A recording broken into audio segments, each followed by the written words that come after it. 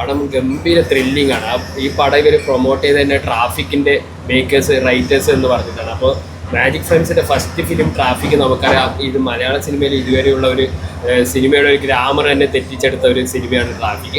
ആ ഒരു ലെവലിൽ തന്നെ തുടക്കം മുതൽ ഇതുവരെ ഭയങ്കരമായിട്ട് ത്രില്ലിംഗ് ആയിട്ട് സസ്പെൻസ് ആയിട്ട് പോകുന്നുണ്ട്. അതുപോലെ തന്നെ സാംസിയസിൻ്റെ ബാക്ക്ഗ്രൗണ്ട് സ്കോർ ഒന്നും പറയാനില്ല, ഗംഭീരമായ. അതായത് ഇൻ്റർവെൽ ആയത് നമ്മൾ അറിഞ്ഞില്ല, ഫസ്റ്റ് 1 hour മാത്രമേ ആ ഒരു ഫസ്റ്റ് ഹാഫ് വരുന്നുള്ളൂ. വളരെ ചെറിയ ടൈം ലൈനാണ്.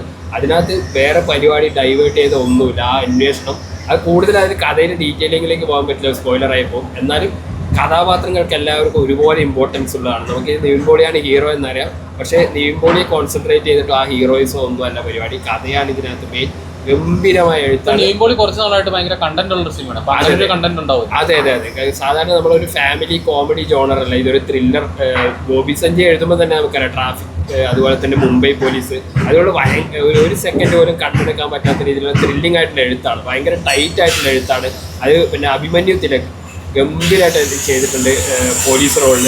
പിന്നെ എല്ലാവരും അഭിനയിച്ച എല്ലാവരും, ഇപ്പം ലിജോ മോള്, സംഗീത്, വലിയൊരു കാസ്റ്റുണ്ട്. എല്ലാവരുടെയും ബെസ്റ്റ് തന്നെ എടുക്കാൻ വേണ്ടിയിട്ട് ഡയറക്ടർക്ക് സാധിച്ചിട്ടുണ്ട്. ഡയറക്ടർ ആദ്യ പടവും ഗരുഡൻ എന്നുള്ള പടം, അതും ഇതുപോലെ തന്നെ പോലീസ് സ്റ്റോറി ത്രില്ലിംഗ് ആയിട്ടുള്ള ഒന്നാണ്. അപ്പോൾ നല്ല മേക്കിംഗ് ആണ്, ത്രില്ലിംഗ് ആണ്. അപ്പോൾ ഫാമിലി കോമഡി എന്ന് മാറിയിട്ട് ഇതിനകത്ത് നീമ്പോളി ഒരു ത്രില്ലർ ജോണറിലേക്ക് മാറിയിട്ടുണ്ട്. ഇതിലും ഗംഭീര കൈയടക്കത്തോടെ ആ റോള്, കുറച്ചൊരു ഏജ്ഡ് ആയിട്ട് ഗ്രേ ഹെയറൊക്കെ ആയിട്ടാണ് പുള്ളി അഭിനയിച്ചിരിക്കുന്നത്. ആ ലുക്കിലും അഭിനയത്തിലുള്ള ആ ഒരു മാറ്റിപ്പെടുത്തുന്നത് സിനിമയുടെ എൻജോയ്മെൻറ്റിനെ സഹായിച്ചിട്ടുണ്ട്.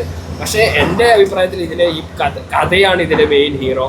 അപ്പോൾ ആ ഒരു സ്വീറ്റ് എഡ്ജ് ആയിട്ട് നമുക്ക് കണ്ടിരിക്കാൻ പറ്റുന്ന ത്രില്ലർ സിനിമകൾക്ക് ഇഷ്ടപ്പെടുന്നവർക്ക് നിവിൻ്റെ വക അടുത്തൊരു ഗംഭീര ഹിറ്റായിരിക്കും ഈ സിനിമ എന്നാണ് പ്രതീക്ഷ.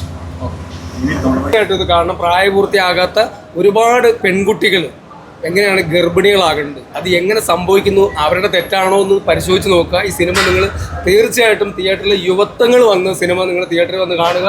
അത്ര നല്ല സിനിമയാണ്. നിങ്ങൾക്ക് ഈ സിനിമ കാണുമ്പോൾ ഇനി ഒരു തെറ്റ് ചെയ്യാതിരിക്കാൻ നിങ്ങൾക്ക് തോന്നാൻ പ്രേരിപ്പിക്കുന്ന ഒരു സിനിമ തന്നെയാണ് ബേബി ഗേൾ എന്ന് പറയുന്ന സിനിമ. പിന്നെ നമുക്ക് എല്ലാവർക്കും അറിയാം, നിവിൻ പോളി എന്ന് പറയുന്ന നടൻ നമ്മുടെ ലാലേട്ടൻ കഴിഞ്ഞ് കഴിഞ്ഞാൽ ഇത്രയും ക്യൂട്ടായിട്ടുള്ള ഒരു നടൻ മലയാളത്തിൽ എനിക്ക് തോന്നുന്നു വേറെ ആരും ഇല്ലെന്ന് എനിക്ക് തോന്നുന്നു. കാരണം അത്രയും നല്ല പെർഫോമറാണ്, അത്ര നല്ല ഗംഭീര ആക്ടറാണ്. നമുക്കറിയാം ട്രാഫിക് പോലത്തെ മികച്ച സിനിമയുടെ റൈറ്ററാണ് ഈ സിനിമ റൈറ്റ് ചെയ്തേക്കുന്നത്. ഇനി യുവത്വങ്ങൾ ഈ സിനിമ നിങ്ങൾ തീർച്ചയായിട്ടും കാണുക. നിങ്ങൾക്ക് ഇനിയെങ്കിലും ബാംഗ്ലൂർ പോലത്തെ നഗരങ്ങളിൽ പോകുമ്പോൾ അബദ്ധങ്ങൾ പറ്റാതിരിക്കട്ടെ. അത് എങ്ങനെ പറ്റുന്നു എന്നുള്ള യുവാക്കളും യുവതികളും കാണുക ഈ സിനിമ. കാരണം അങ്ങനെയാണ് ഈ നാടിനെതിരെ ഇങ്ങനെ സംഭവിക്കുന്നത്. നാട്ടിൽ മക്കളെ വിട്ട് പഠിപ്പിക്കുന്ന അച്ഛനമ്മമാരും ഇതൊന്ന് കാണുക, ഈ സിനിമ ഒന്ന് കാണുക. നിങ്ങൾക്ക് നിങ്ങളുടെ മക്കളുടെ ഭാവി ഓർത്തിട്ടെങ്കിലും തീർച്ചയായിട്ടും നിങ്ങൾ സിനിമ തിയേറ്ററിൽ കാണുക. നല്ല എക്സ്പീരിയൻസ് ആയിരിക്കും. നല്ല അടിപൊളി പടം, നല്ല ബാക്ക്ഗ്രൗണ്ട് സ്കോർ, നല്ല സ്ക്രിപ്റ്റ്, നല്ല അഭിനയം, എല്ലാം ഡയറക്ഷൻ അടിപൊളി, എല്ലാം നല്ല മികച്ച ഗംഭീര അടിപൊളി ഒരു പടമാണ്.